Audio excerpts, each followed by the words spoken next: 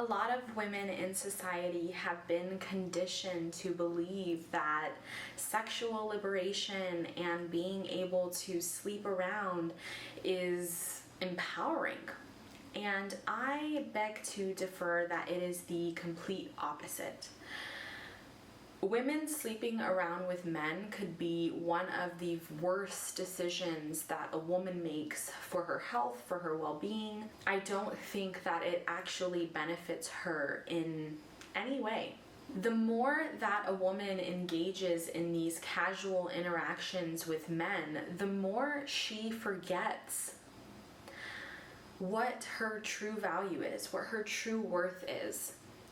And she may get confused because a lot of women perceive attention as them being worthy. But they don't understand that this attention is shallow attention. And it's not attention that benefits them in any way. Actually, it destroys them, and it destroys them from the inside out because it wears down on their bodies and it makes them more prone to so many diseases, so many health concerns. It makes them more at risk for, like I said, various viruses, some which are forever, some which have no cure. And the sad thing is, a lot of the times women are engaging with men during an age where they haven't even developed. They haven't even gotten to the stage where their brain is able to process long-term consequences. And unfortunately, a lot of the times, it's just this short-term gratification kick. And it's basically along the same lines of doing a drug. Like that first time you might get this rush of good sensations, you might get this feeling, this high, but within an hour or a day, you're back actually below where you started off, and you actually start feeling shame and guilt, and you start forming unhealthy addictions to things that are not serving you, to things that are not improving your life, to things that are not aligned with where you want to go. My assumption is that most women value true masculine men who value them, who empower them, who uplift them.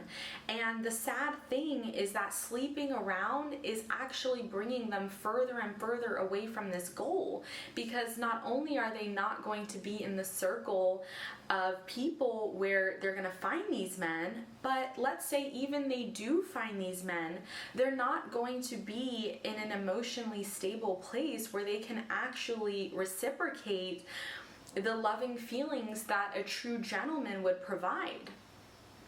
A lot of women will have these toxic relationships, or perhaps just casual encounters where they are sleeping around with men or hooking up with men or having a friends with benefits type of situation.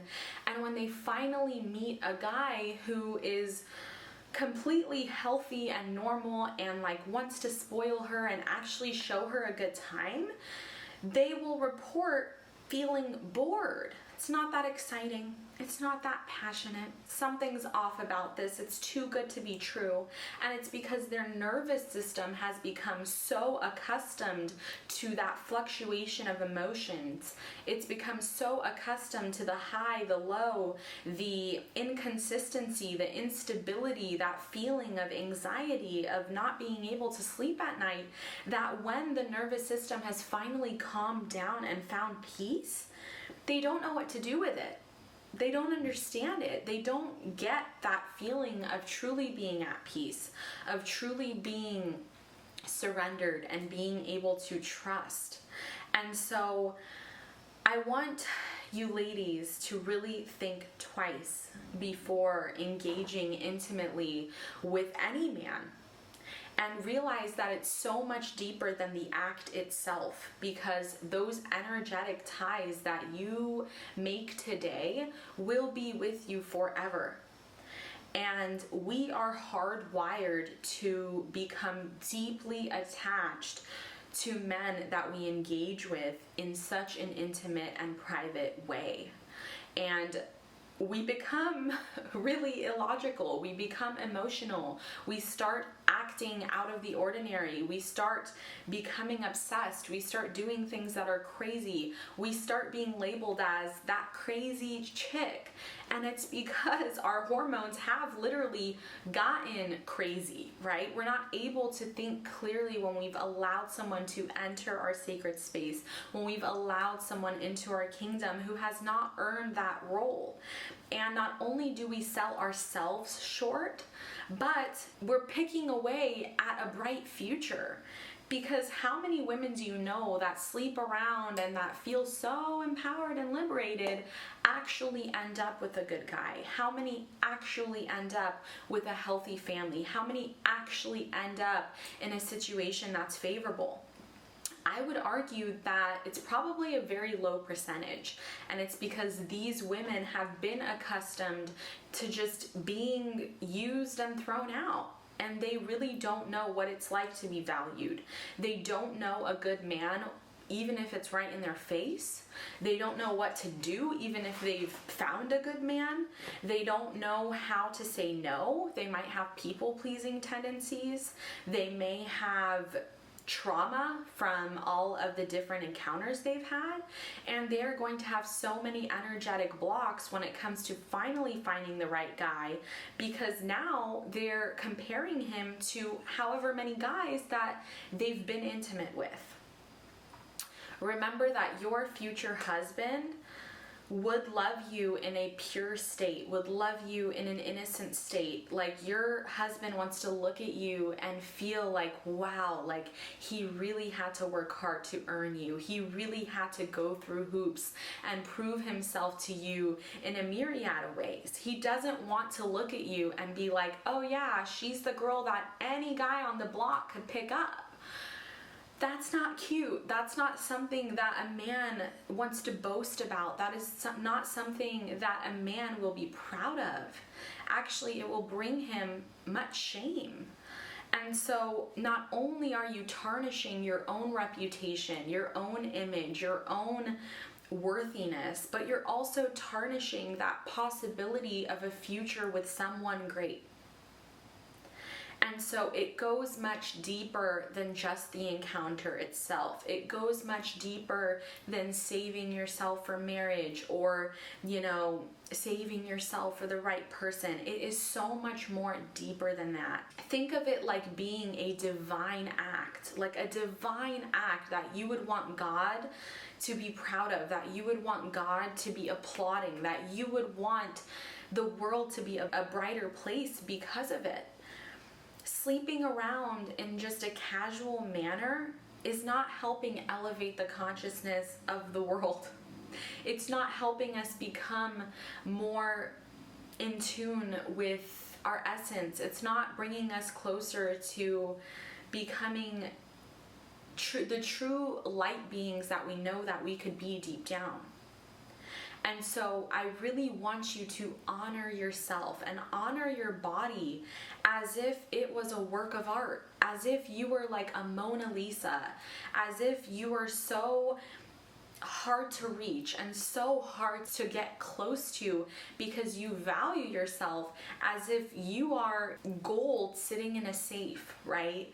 Like, you should only be reserving yourself, your divine essence, your beauty, your luxury, your sacred gifts for a king, for the man who has proven himself beyond a reasonable doubt.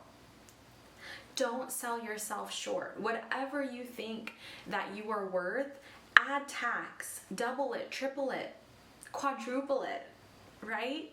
Because when we look at ourselves as the gift, and when we truly understand our worth and how deep it goes, we will realize that most people are not worthy. Most people should not gain access to us. Most people haven't even earned the right to be in our presence, let alone in our sacred space.